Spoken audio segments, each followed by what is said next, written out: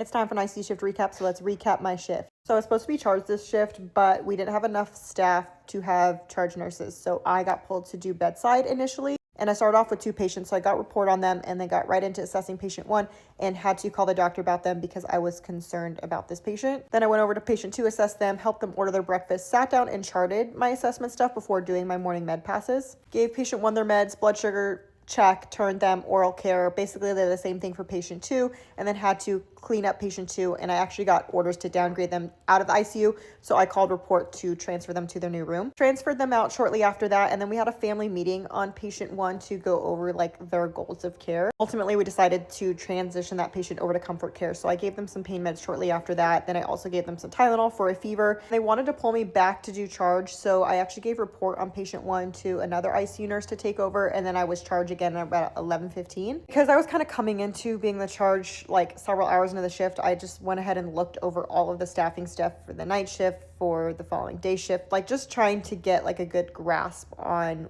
what was already done and what needed to be done. And then I broke our secretary for lunch, and after that we got 2 new admissions in the ICU that I helped land. Another patient needed some comfort care meds, so I went in and did that, and then a nurse called me about an insulin pump question, so I went and helped him with that, and then gave some more comfort care meds on the same patient. And then a nurse called me saying, hey, my patient has low blood pressure and they have some neuro changes, so I went over to kind of just be an extra set of hands and troubleshoot that. After that, we transferred a patient out, so I was assisting with that, and then spent a good 45 minutes on all the staffing stuff, and we had like staffing meetings for the hospital and all that, so did that. And when I got back from that, stripped a room, and then I don't know what I did between 1600 and 1730. I honestly, a lot of times when I'm filling this out, I'm doing it like after my shift or just like once or twice during my shift, so I could not remember. I'm sure I was walking around making sure no one needed anything.